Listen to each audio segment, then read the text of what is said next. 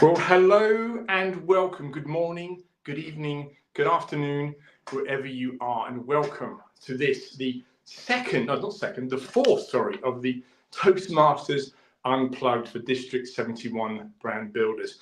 My name's Jeffrey Grace, and it's my great pleasure and privilege to be here acting as your host today. And today I'm going to be having a fireside chat. Now, this is no ordinary fireside chat. Today, I'm going to get to meet and interact with someone who I've actually come to admire over the years. It's a Toastmaster of some aplomb. And before I bring him to the virtual stage, I have to read out his many achievements. Now, in rehearsing this, I thought it's not meant to be all about me. It's meant to be an interaction, and it's meant to be two-way. But I thought, good grief, if I read out all of Rich's achievements, we'd be here for the full hour. So I've got to do them quickly. Okay, before he comes to stage. So just to set a little bit of a stage for our guest today. One thing here we have, well, Rich has been a Toastmaster for, let me get my glasses on, there's so much to read out. Rich has been a Toastmaster for 25 years. He's competed in over 160 contests, right? That's just amazing in itself. He's twice over a distinguished Toastmaster. He's the District Toastmaster of the Year in 2024. He's a podcaster. He's an author of 3 books, and you can get those on Amazon. I have to get that in. Bless him, great Rich. He's been married for 25 years. He has 6 children, and to cap it all off, he loves comics and Star Trek. Now, that said, Rich has made the world finals of Toastmasters twice. And for the benefit of anybody who is just tuning in, or somebody doesn't know about that world, to give you some context of the contest. It starts out with anything between 30 to 50,000 people entering from 149 countries around the world, and eventually the 50,000 is whittled down from the area to the club, to the area, to the division, and it gets all the way down to there are just 10 people left. And then from that 10, you have a world champion. And Rich has made it that far twice. The first time he did it, he got that far, he came 3rd, which in of itself is no mean feat. The second time, and I can't give this away, he's not the world champion, but he had a side mission, a side accolade, and that is that he was featured in and this has happened only ever once in Toastmasters. He was featured in a film called Speak, in which they followed around the 10 finalists, and there was a documentary made about their lives. And I would argue that Rich was one of the lead characters. I don't want to give too much away. I probably will have to, because it's difficult to do in this interview. I was certainly rooting for him. That's all I'm going to say. Anyway, that's enough of the intro done. We're going to have a fireside chat, and before we do, I've been super blessed. Okay, I'm super lucky because I can actually interact and ask questions I've always wanted to ask. The good news is you can too. We're doing this on a live format. If you're watching this live, you can ask questions. If you think of a question for Rich afterwards, I'm sure you can get in contact him. There'll be lots of ways we'll do that at the end. So that said, build up aside. Would you please welcome at the virtual fireside chat across the Atlantic, Mr. Rich Hopkins. How are you, sir? Doing great. Thrilled to be here. Thank you. You're very welcome. How is life right now? What's it like in Denver as we speak? Come on. What's it like at the window? In Denver, it's finally getting a little cooler. Of course, we still always have sun, but we're hitting highs just in the 60s. Of course, that's Fahrenheit. Yeah. So we'd be dying accordingly. Fantastic. So how's your day been so far? Have you been up to much today apart from preparing for this? Oh, I'm up and about all the time. Heck, I have government stuff to do, you know. They need to license our cars, and I've got to get out there and get that done today. Well, I thought I'd try to ease you in. I mean, it's supposed to be a fireside chat. I wanted to make it a little bit fun, a little bit playful. And I thought I'd just give you a few warm-up questions. But I thought I'd throw an open-ended one for you straight away. Look, you're doing all these contests. You're going to all these places. You've done all these awards. So many people literally are terrified to do a 5-minute presentation in front of the 5 people from accounts with 5 slides for 5 minutes, and they don't sleep for 5 seconds. God, that worked. That didn't work in rehearsal. It worked then. I like that. You know, you're doing it all the time. Why do you do this? Why do you do all this speaking? Where did it all begin? Well, for me, it's just fun. I've always been an introvert, somebody who doesn't get very excitable or very. I don't network well. I don't talk well to people in groups. But you put me on stage, and something comes over me, and I just feel natural, feel normal. And the key was never or not whether I could get up and speak. It was whether I could get up and speak and say something that people might want to hear. You know, you see, it's a bit of a paradox, because the person you described is like so many people. You're an introvert, you didn't do the speaking, it wasn't for you, but then somehow you did. And let's face it, you've done it a lot. What was the trigger that turned you from like this terrifying kind of going to stage, and now you do it all the time? There must have been a moment that you said, oh, actually, I like this, I love it. What was the triggering thing? It was pretty gradual. I mean, the first real public speaking experience I had was an utter failure in the 8th grade. A lot of people can relate to it, where you have to give some sort of oral report in front of your class, you know, and you're out there staring at 24 sets of eyes of other 12-year-olds, and you have notes, but you can't get anything out. And I kind of freaked out. I never gave that report. I ran out of the room. Wow. And I ended up getting into public speaking kind of through a side door by doing drama. Okay. I got into college, and a girl I was trying to date needed help practicing her English accent to try out for an Agatha Christie play. So Okay. I volunteered to help her. I volunteered to help her. We spent several nights practicing her English accent. Then on tryout night, she asked me to try out with her. I ended up getting the lead, and she ended up not getting cast. And suddenly I was an actor. For the next 5.5 years, I was in college earning that 4-year degree. I had no idea that you'd done that. It's fascinating to find that out. I myself am still perfecting my English accent. I've got some work to do. I've had a bit of practice, mind you, but I've still got it to go. Now, talking of practicing, when I watch Speak, and I think if anyone hasn't watched Speak here, go watch Speak. It's a great film.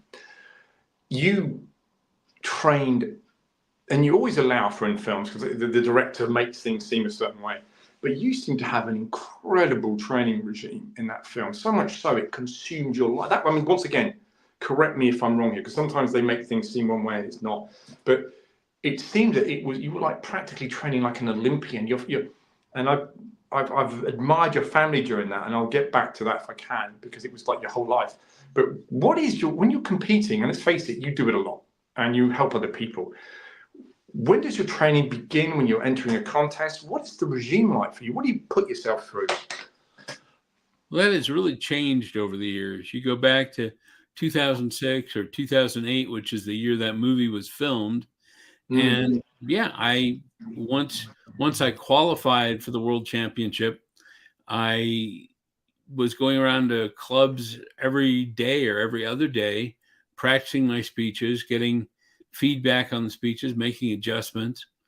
The format of the contest is a little bit different now, because you win your district, and then your movie, your film gets sent in to the quarterfinal judges, and you have to wait a month to find out if you get to go to the convention for the semifinals. And so that changes your regimen, perhaps. But ultimately, what that experience taught me in 2008 was that I spent way too much time preparing. Okay. I took time away from my family. I took time away from life. And nowadays, honestly, I don't practice anywhere. I write a speech. I practice it at home a little bit. I internalize it in my head, and then I just go give it, and I let the chips fall where they may. Wow. I mean, you must have, in that time, obviously, really, I mean, you built a skill set over a long period of time. Exactly. I can't help Yeah, I it. wouldn't I start can't with help it. doing it the way I'm doing it now. I would never start that way. But it ultimately becomes muscle memory. You know how to write a speech, you know how to memorize a speech, you know how to deliver a speech. Mm. Yeah, it's interesting. I mean, one thing I've taken from this is when I've competed and I've rehearsed.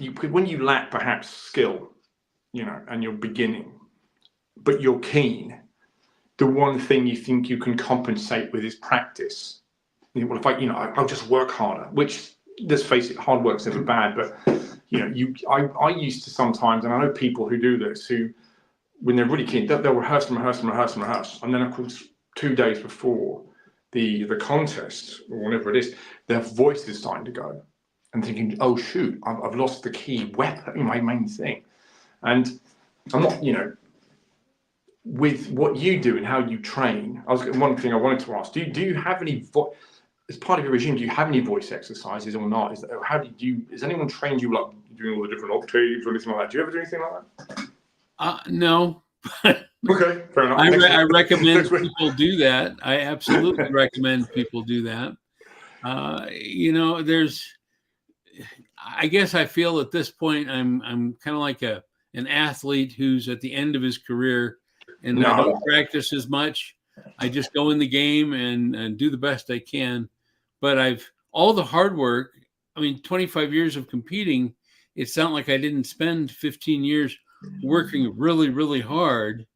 So now I'm reaping the benefits of all that hard work. Yeah, it's compounded, obviously. I think I can't help but suspect, listening in, talking to you over the fireside, that 1 year. I mean, I know you've been on a journey, but that 1 year where you absolutely maybe did. I mean, they talk about, is it 10,000 hours or 20,000 hours, which you've almost certainly done. But you had that year propelled you, But mind you, did it before anyway. I can't help but suspect. It's my opinion over that. Now, I've got you down here as the win anyway guy, and this obviously ties in a fair bit to not just the film, but perhaps also to your TEDx speeches, which I haven't alluded to yet. But the theme of this is winning anyway, leading anyway, and obviously speaking anyway. So, was that where did that originate from? Where did you come up with that? Being the win anyway guy. The win anyway guy. Becoming the win anyway guy was a conscious effort of trying to come up with a way to brand myself, because you want to get out there, you want to market yourself, you've got to be known as something. So I had to figure out what my brand could be. And so I went back and I looked at all the speeches I'd ever given, and they all really kind of came down to one concept, which is, are you who you want to be, or who the world has told you you are? Are you living by your own rules? Are you judging for yourself, or letting the world judge you? And it boiled down to, forget the world, win anyway. Don't let them decide for you if you're winning or not. You decide whether you're winning or not, and always find a way to win, because even if you're not always achieving your goal, you're always learning something, even if all you're learning is that you aren't doing nearly enough to achieve your goal. Yeah, sure. Celebrate that. Celebrate that, learn from it, move forward from it. And that's when you're winning anyway. Leading anyway. You lead whether you want to or not. I've got an entire keynote all about the fact that people lead even when they don't think they're leading. And of course, if you're in Toastmasters, you got to speak anyway, right? Yeah. You can get away with it for so long before you have that. It's like the old film Fight Club. If it's your first night in Fight Club, then you must fight. We always have that. And I think one thing, I mean, you didn't obviously. You've yet to win. You may be a champion in the making. I don't think you're such a competitive guy. 160. And I know about your chess competitiveness as well. That's as part of your TEDx, but I can't see you giving up anyone anytime soon. But then again, the film, I feel. Do you think, looking back, was the film a win anyway for you? I mean,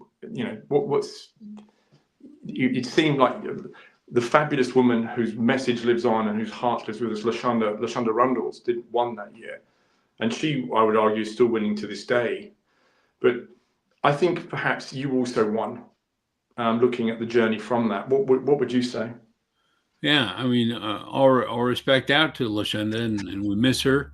For those of you that don't know, she passed away just a few years later after that movie was filmed in 2012 from lupus. And her message and what she's represented in terms of being an advocate for people with lupus, it does still stay with us today. But in terms of whether that movie was win anyway for me, it absolutely was, because if it wasn't, you wouldn't be talking to me today. No. It was a situation where people came up to us at the semifinals.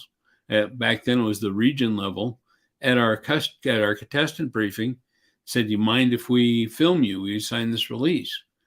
And my idea was, this is great. They're going to make a movie of me winning the world championship.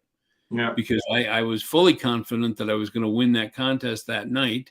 Yeah. And then I was confident I was going to go on to Calgary and win the world championship. I, of course, didn't even place. And at that point, I had a choice to make. I could give up. I could perceive myself as a loser, or I could keep fighting in the other parts of my life to continue to work hard and become a speaker, become a speaking coach, stay in Toastmasters, keep competing if I wanted to, which I have. But I didn't let it defeat me, which, yeah, maybe I haven't won the world championship yet. Maybe I never will. But that's not the ultimate victory. It may be a white whale, but it's not the ultimate victory. The ultimate victory is whether or not I'm happy. Yeah.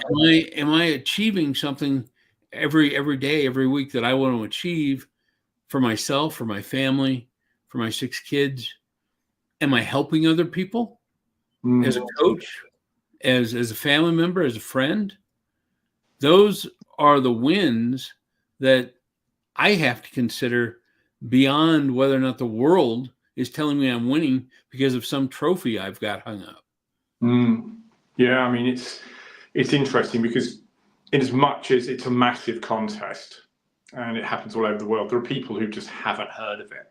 You know, there are world champions that regularly probably walk around unrecognized. It's a little bit insular in that way, but when you hear them speaking, when they start presenting, of course, then you know they're a world champion. But I would venture to say there isn't a single world champion recognized out in the normal world outside of Toastmasters for being a world champion. They might be being recognized for being, you know, a well-known figure outside of Toastmasters. But I respect all the world champions. I'm friends with most of them. Yeah. But they're not incredibly high-profile people outside of our organization. No, it's true. I think one thing that I've alluded to privately, we've had a few conversations, you know, we've met before in a panel and we had a quick meeting the other day, but one thing I just really took for me, and this is a fireside, so I get a little bit of leeway, and that's, I was just the admiration I felt for this man, because what normally happens in any sort of context of winning, and in a film, a Hollywood concert, you have this, you see the hero's journey, and you see this character built up, and then you connect to the character. And of course, there were 10 different characters in that thing, and obviously there are different people. I connect with many of them, but one-to-one, it was just with you, same age, pressures, similar story. And then you associate with that, and it was like the whole crux. And once again, it may have been director's prerogative, so please, it was just how I perceived it, and I could be wrong. It was the whole crux of this man's life and his whole family depending on him. And he went there and he made the final, he got to the stage. And, I should say, for the benefit, anyone doesn't know, Rich he's an amputee, has one leg, has a prosthetic leg. He literally physically getting to the stage is a struggle. And then this guy and then he doesn't win. And they portrayed it, for better for worse, and we've discussed this, as if it was like this collapse of this, I thought, that's not how the film's supposed to go. The hero wins, and And the irony is, of course, you did win. As we just are talking now, you did win. And this is the sort of thing I normally say at the end of a meeting like this, but I've got to get that one out. That was for me something that I'm super pumped to. I mean, to be honest, what became of the guy from that film? You know, oh, is he okay? What happened with his family? The truth is, you won anyway, and you are winning anyway, and you're facing challenges and pushing ahead anyway. And it's a fantastic story. It's a great story. And the best thing is, of course, we're part of it. People listening to the chat are part of it, people watching this are part of it, and it's still ongoing. But talking of stories, you coach people, okay? It's something that you help people along. You've alluded to that. If somebody says, you know, yeah, I just don't have a story in me. You know, how does somebody, if somebody says, look, I'm a confident speaker, I've got good vocal variety, I can put a factual information PowerPoint together, but I just could never share a great story because I don't have one. If someone said that to you and you were coaching them, how would you help them? Well, we take a look at their life. I mean, everybody needs stories, and you don't need some big, huge, dramatic story. Usually it's not that they don't have stories, it's that they think they don't have good enough stories. Yeah.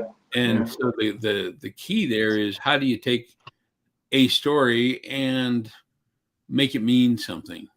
I mean, how many motivational speakers are out there, or leadership speakers or whatever, that are just talking about simple things like teaching their kids not to steal, or how to ride their bike, different things like that. It's the normal stories that resonate with your audience anyway. The question is can you tell the story well?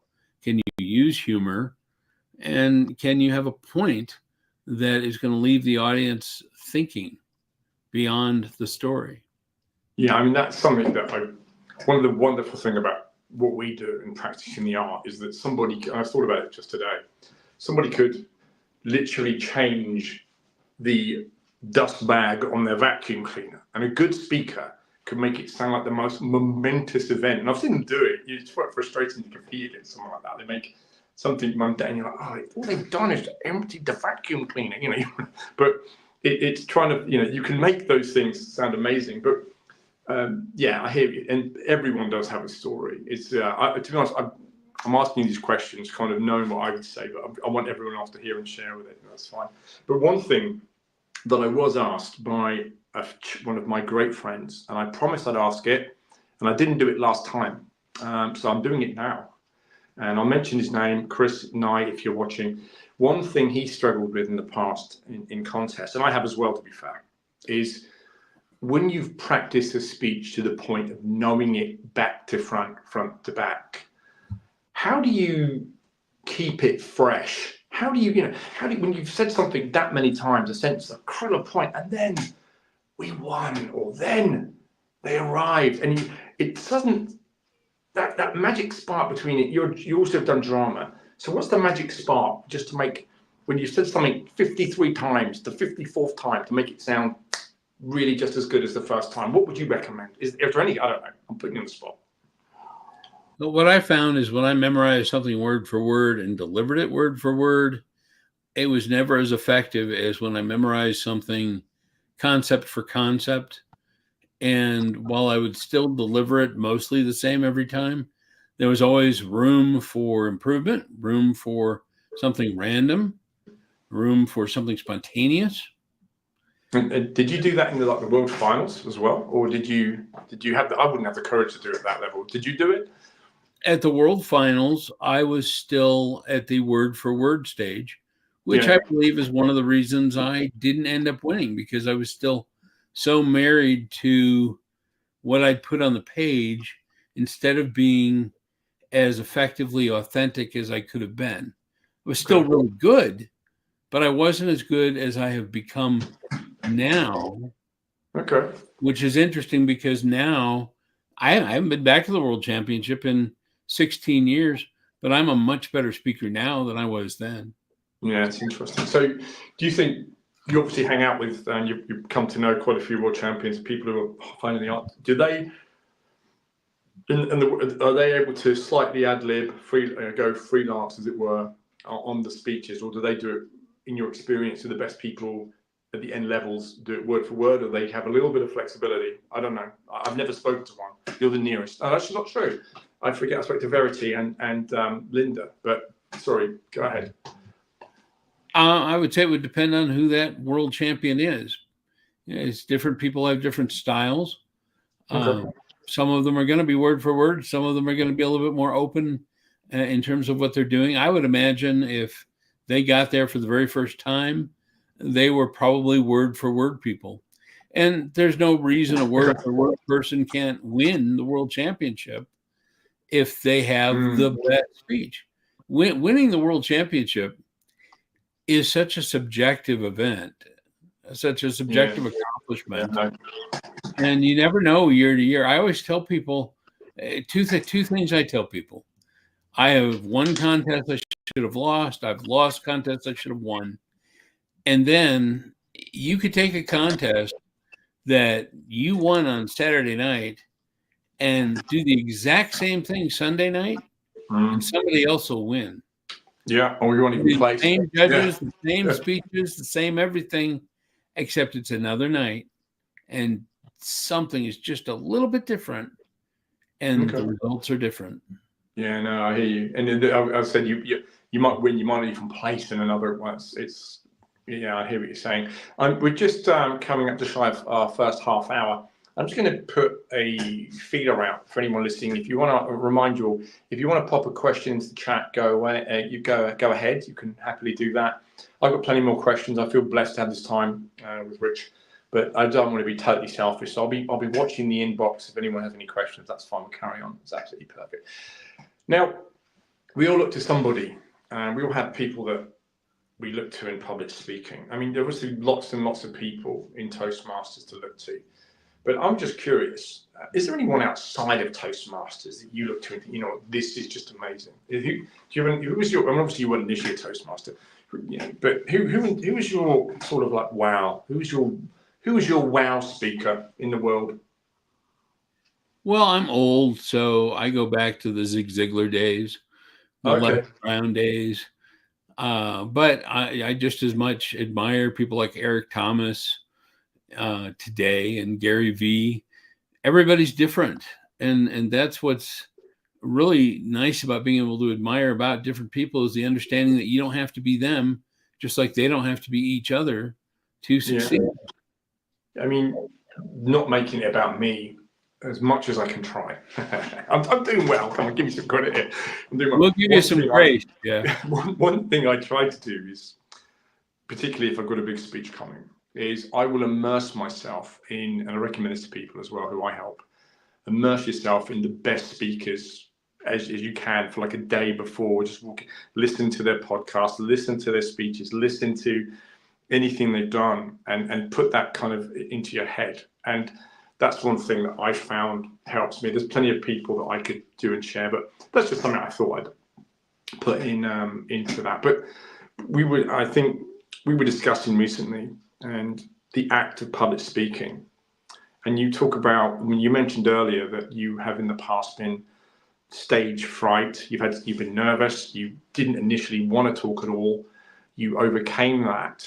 And you mentioned about portraying the you on stage is different to you in everyday life. I guess we're somewhere between the two now. We're not, it's everyday life, but also we're kind of on stage.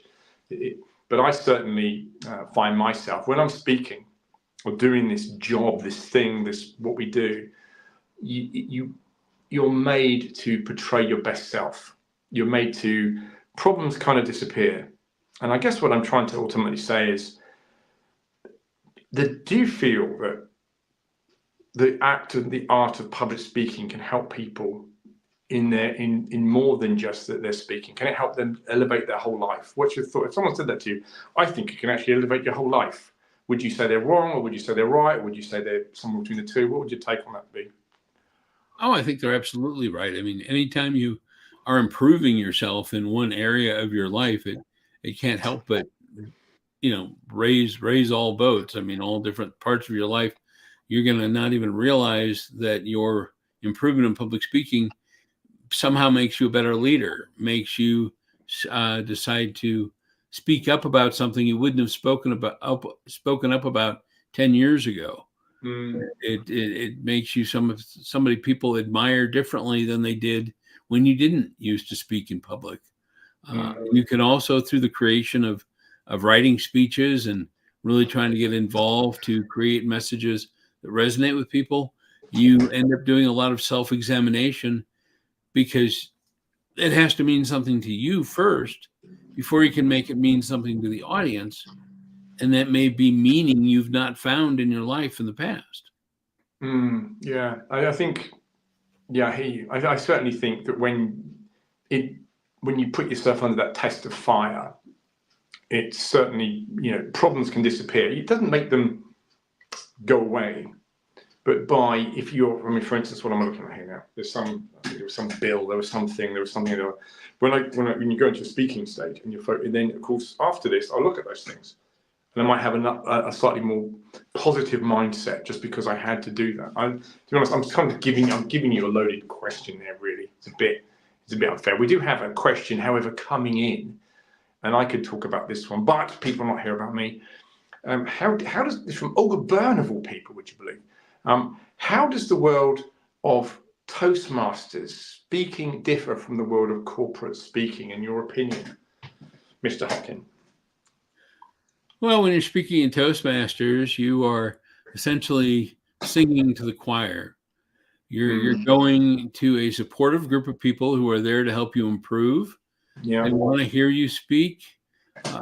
They typically aren't going to tear you apart. And it's okay that you're new. It's okay that you're imperfect.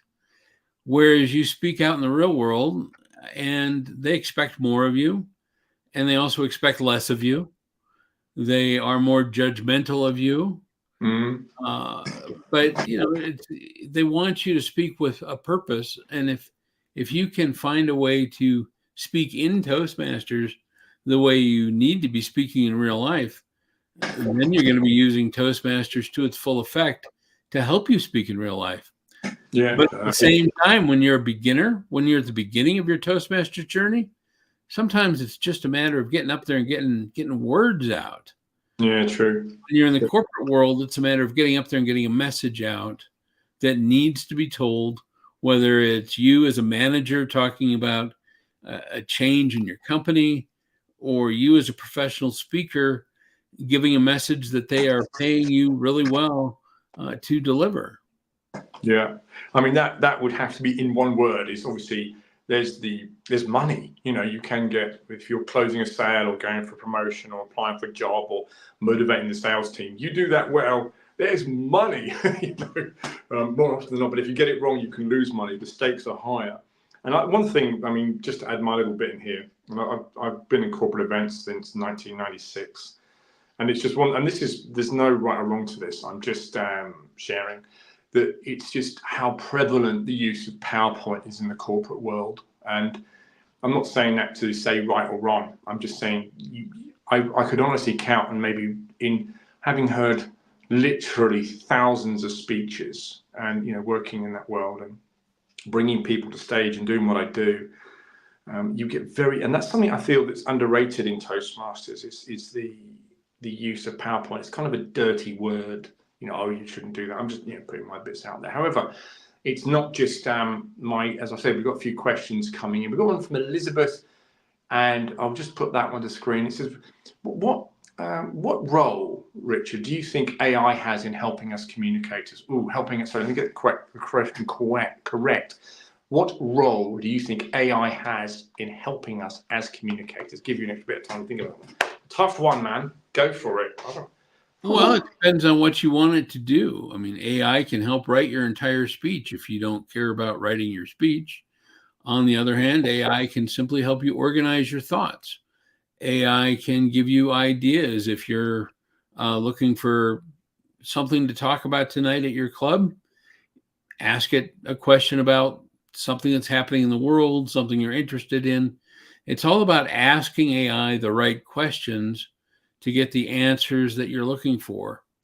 It's also good for research, although you want to double check the research that AI returns to you, because it Doesn't always come back with accurate research, Yeah. but it can be a really productive shortcut. Have you ever used it? The question is, how much are you going to use it? Sorry, have you ever used it? Have you ever used it in your life, in a speech or otherwise? Yeah, I'll get there. I'm sorry. Sorry, carry on. How much are you going to use AI to replace using yourself when you create your speeches? I created an AI toast. I was doing the toast speech in some manual or pathways or something, and asked it to write the whole speech. And I read the whole speech just as a goof, just to see what it would be like. And it's so not me. And so personally, I don't use AI hardly at all. But I can see it being used in table topics all of a sudden now. I can envisage a few clubs, just generate a really hard question to ask at random or something like that. Use it for. I honestly, I'm such a school kid at heart. Any new thing I use to find a prank and a way of doing it. We have a question from one Richard Honeyman. I recognise this name for some reason. Are you involved in many clubs in person and online? So how many clubs are you a member of, I guess, is the bigger question. I am currently a member of 2 clubs. Both meet hybrid. I could go to both of them in person, but I don't. I am lazy, and I just sit here at my desk and hit Zoom and go to the meetings. One of them is an hour drive, so I give myself some grace on that. Okay. Have you sort of taken to the whole Zoom concept? Are you an enemy or friend of Zoom, or you just sort of accept it? Or do you think is it a menace or a miracle in your mind? I think Zoom is great. I prefer in person, but Zoom is a great shortcut in terms of having to travel. We'd struggle when we hear. But I much prefer competing in person as opposed to competing online. So it all depends on what the purpose is of what I'm doing. Okay. Yeah, I mean, I remember we were talking recently to Verity Price, and she won the World Championships on Zoom, and it must have been. And she was saying to us, and for the benefit of our listeners, she won, and then of course she had to then do the school run. It must have been such a surreal experience to go to the conventions and be in this culture, and then to have the whole thing, which you've done. The furthest I've got, many people know, is just division, but it must have been quite a surreal experience on that front to do that. So that's that's interesting. Now, just a little bit, we're coming now towards the final run, as it were, and I want to ask a little bit about your newsletter. You have a newsletter, I understand, and what sort of things do you write about? What are the benefits of it? How long have you been doing it? Just enlighten us to your newsletter, Richard. Well, it's a Win Anyway newsletter that is designed to, give you some motivation every now and again, give you some ideas on speaking. It lets you know what I'm doing, where I'm going to be, what I'm up to, and occasionally I might have something that I offer in that newsletter. But it's mostly just a way to stay in touch with people who want to stay in touch with me. Okay. And obviously, do they interact with themselves, and that you give tips and insights? And yeah, they get an email in their email that it's just a newsletter, just like the old days. Okay. And we have a question from Hassan, and it says, for corporate clubs, what advice would you give for types of topics on speeches? Do you think we should avoid PowerPoint or mix and match? Thanks. That's from Hassan. Okay. Well, I don't find PowerPoint to be a negative unless the way you're using it is negative. I mean, there are a tremendous number of bad PowerPoint presentations out there. Yeah. The question is, are you using PowerPoint well? And some presentations absolutely require you to use PowerPoint in order for them to be effective, especially in the corporate world. The question is, are they helping you? Are they supporting you? Or are they a crutch? Are they something that could be up instead of you? And being in a corporate environment, PowerPoint's going to be a little bit more acceptable and probably a little bit easier to use. it's been a bonus in Zoom because people can use PowerPoint and learn to use it effectively. Personally, I don't use PowerPoint at all. I probably should, but I choose not to use PowerPoint. But I think I think people can use it effectively, and I've taught my clients to use it effectively. So yeah, I'm not against PowerPoint. I'm just against the poor use of PowerPoint. Yeah, I think sometimes I mean, I've worked on a lot of medical conferences, and I'm sorry.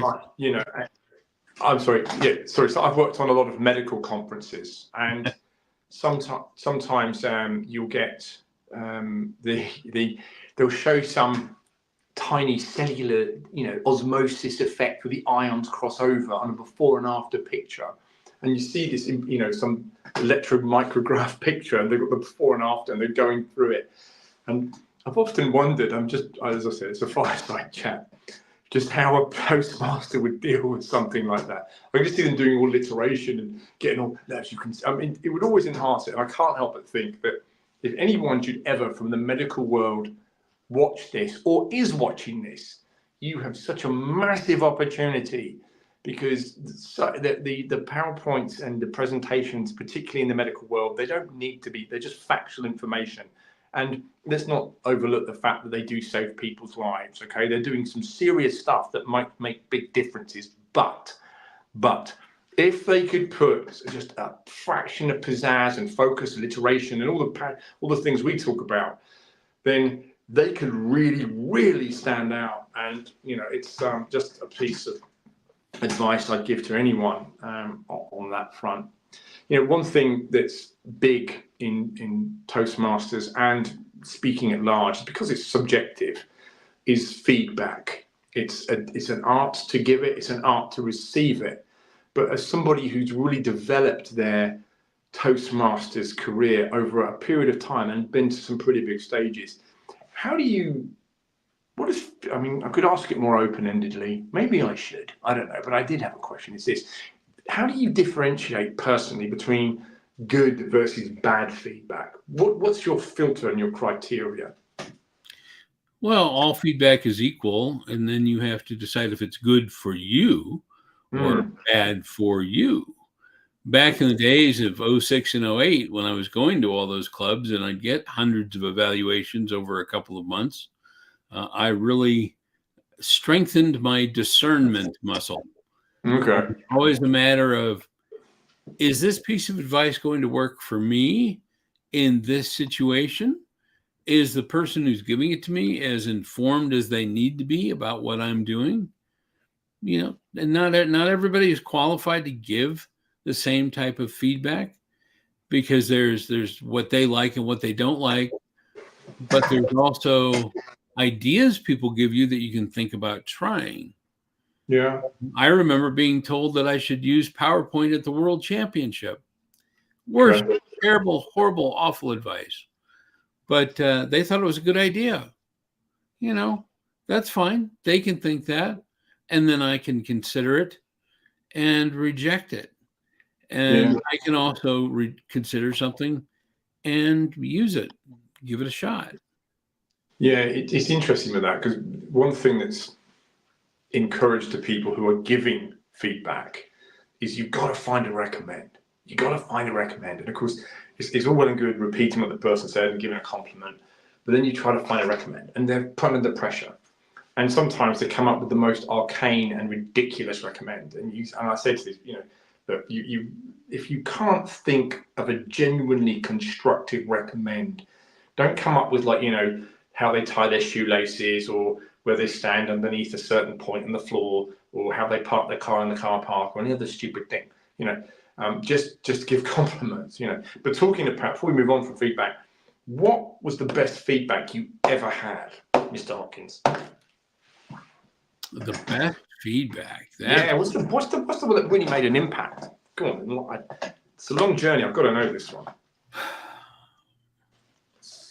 There's never really individual feedback that suddenly just transformed any of my speeches. Okay. But it was perpetual feedback. It was I worked with David Brooks and Randy Harvey back in the day. We'd have phone conversations that would examine my speeches word for word and transform the speech. I always ended up with what I wanted because that's the type of speaker I am. I never wanted to be the next David Brooks or the next Randy Harvey. Darren LaCroix and I spent an hour together the night before the 2006 World Championship, and he made a couple of suggestions that I did end up incorporating the very next day. I've never known whether or not those suggestions helped me win third or cost me and made me win only third. Who knows? But it's not necessarily a single piece of advice as much as the ability to take in all the advice and then take responsibility for what you do with it. Okay. Yeah. I mean, you've moved in these circles. You are a competitive person, which is great. I mean, sometimes competition can be good and bad in a person, but I could ask another question about that.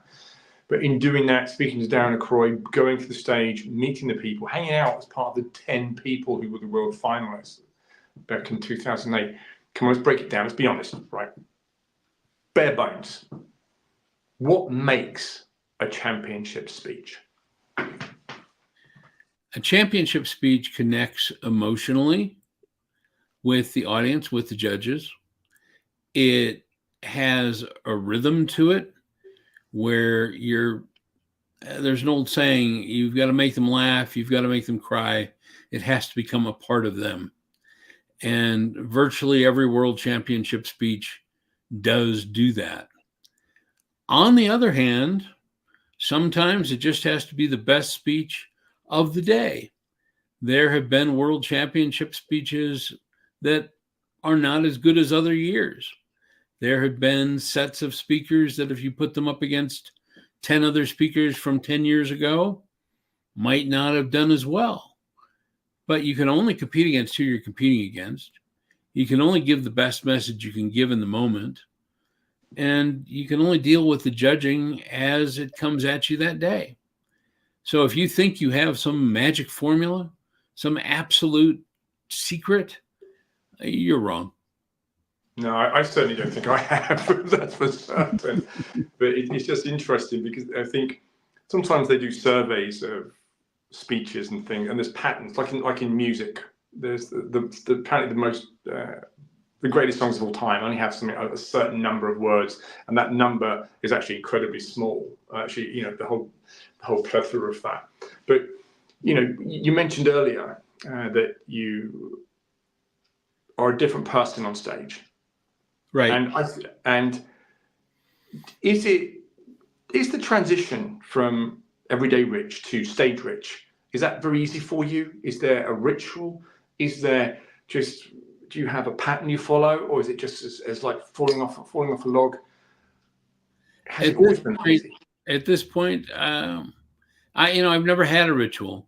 You always hear about people that listen to music or they look at a card with sayings on it, or I will occasionally say a very short prayer, just asking God to give me words that are going to matter to the audience. Okay. But that's only, I think I've only done that at the World Championship.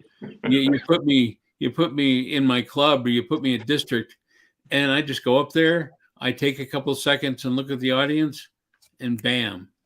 Wow. Yeah. I have a little hand gesture I do. I don't tell anyone what it is. I won't even say what it is now, because it's very sacred to me. But I have a little hand gesture for you. But here's something actually I'd ask you. Now, you alluded in our previous communications that you love comics. Come on. An unspeaking related question. Well, slightly speaking related. I'm actually just who's your favorite comic hero? Who is it? Got to know. The Flash. Absolutely the Flash. Not Batman. You sure it's not Batman? No, I'm sure it's not Batman. Sorry, bit of an in-joke between Rich and I. But yeah, the Flash. Why the Flash? I've not even heard of him until about a couple of years back. Why does the Flash appeal to you? Well, the Flash's superpower is super speed. And growing up with my disability, I was always limping. I was always slower than everybody. And so the idea of having super speed appealed to me. Okay. I mean, we've got another question from Olga. And I've got, by the way, a rather silly question that I want to save till last. I'm looking at the clock here. It's fun, it's childish, it's silly. It's the sort of thing that I always do. But don't worry, it won't be embarrassing. But we have a question from Olga Byrne, and that is an open one. Would you say that Toastmasters has changed? I mean, I can probably answer this one. I'm not going to. Would you say that Toastmasters changed your life, Rich? Oh, of course. 25 years of Toastmasters. How could it not? Yeah. Everything I've done as a speaker or a coach has come pretty much directly from my affiliation with Toastmasters. So had I not come back to Toastmasters, I joined for 3 months in 1995, and then came back in the summer of 1999. Had I not come back, who knows what my life would be like? I might be a billionaire. I somehow, yeah, well, you never know. If you did, you'd be a champion speaking billionaire. Now, one thing I want to end on a high, but I've got to get this question out of the way just for fun. A hypothetical scenario, okay? Rich, for the benefit of our listeners who may have joined us late, has let us know that he loves Star Trek. He's a Trekkie. And I was going to let him know that one time I met Alec Guinness, Obi-Wan Kenobi, but that's a entire different field, different universe. That's a different franchise. It's a different. That's the word. I'm like, oh, where's the word? Where's the word? It's got to come. Yeah, different. But here's a question. Now, imagine the scene. 2025, 26. We'll go 40. 20. You're in the World Championships of Public Speaking. Again, you've made it to the final stage, and you're researching who's in it. You look through the list. You recognize a few names, but there are two that really stick out. And one of them is Jean-Luc Picard, and the other is James T. Kirk. Who scares you more and why? And who do you think you could be? I've got to know. Well, Jean-Luc Picard is played by a Shakespearean trained actor, so yeah. I'm sure he would do well. But then William Shatner is also a classically trained actor. The best part in both of them is they're both really, really old, which means they're likely to have a heart attack in the middle of their speech, so they wouldn't scare me at all. But I was imagining that them in their prime from the TV series, they've literally beamed in to the contest just as they go, and you're like, oh, the prime versions. Who would scare you more, Kirk or Picard? Well, if I would say Kirk, because he has more emotion overall than Picard has. But if you watch Speak, you'll notice that I have my Riker beard on. So as number one, I would be right in there in that class. You said you do coaching, and I think it's something that's naturally evolved, and I can see why people want to be coached by you. But do you have a style? I mean, I know it's such a nebulous question, but yeah, my style is that I meet people where they're at. I don't have a style that is my own, because every client I have is different. I have to morph to who they are, where they are, and what they need. Do you ever go out and help them? Do you ever? I mean, I know I've seen people. I've mentioned this before, but I've seen people who are so nervous that they have their coach sat on the front row. Have you ever actually gone out to anywhere to just get people to stage? I have on occasion. Usually it's more of I go over to their house or office and coach them in person that way. And they don't need me at the actual event. But if they want me at the event and they're willing to pay to get me there, I'll be there in the audience cheering them on. Fair enough. If you did win the World Championship, I mean, you've pushed, you've come all this way. If you did win, what difference would it make to you now? It would give me something else to market. It would be a nice crowning achievement that gives me a little bit of justification for all the work I put in the last 25 years. it would be self-satisfaction. Okay. But I don't need it anymore. I want it, but I don't need it. In 2008, you watched the movie Speak? I Yeah. needed it. Yeah. And it was partially that need of it that I think kept me from it. Yeah. Yeah. It's an interesting thing, but that's a paradox in a way, just looking from the outside, because of course people who have that, you didn't. I still think you won. For the sheer fact, as you said earlier, we're talking now in this content and the journey you've had since. It didn't win on the day, but it won. Winning can take different forms, and I feel that you did. And of all the champions there's been, I mean, there can't. I mean, good grief, if you ever went for a job or a promotion or something, you say, "Oh yeah, by the way, there's a film of which I'm in." There may many. There are world champions. They've got a 5 to 7 reel going back beyond the internet. You can't even find them. But you've got a whole film. I mean, which you are, I would argue, one of the lead characters. It must have you won in a different way. I think I can't. Yeah, you did win it. I think you did. But there was one thing I wanted to ask. What was the question that you wanted to be asked, Rich? Was there a question that I've missed out that I should have asked that I've done as we come into the last on the home straight? What was the question that you wanted to be asked? That's a real political one, isn't it? Ironically. You've done a good job of pretty much covering everything we had talked about covering. Just want to say thank you for letting me be here and be a part of this. And I hope that people, if they want to contact me, that they know that they can email me, they can sign up for the newsletter, they can find me on Facebook or LinkedIn. I'm pretty easy to locate online. Yeah, I mean, they can find you richhopkins.com, isn't it? Yes. That's right. And obviously you've got your newsletter as well.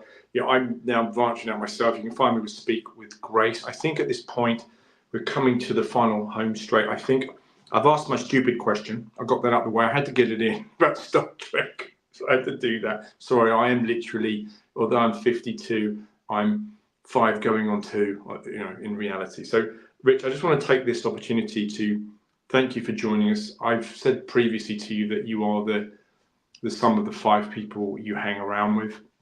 I today have been lifted by your experiences and your story, and I'll always root for you. I did in the film. I'll root for you now. I'll root for you in the future, and who knows where we'll meet and work together again. I look forward to that. I hope people have got the questions in. And saying that, at this point, I'd like to just let our listeners know that there is the 5th installment of Toastmasters Unplugged. That will be shown on the 26th of November at 6:30 p.m. Greenwich Mean Time. That's coming up. So look out for that. Look out for the team. There's nothing left for me to say other than thank you for coming. Thank you for being part of it. Thank you for everyone who's joined us. And that said, this has been District 71, Toastmasters Unplugged. Till next time, see you then.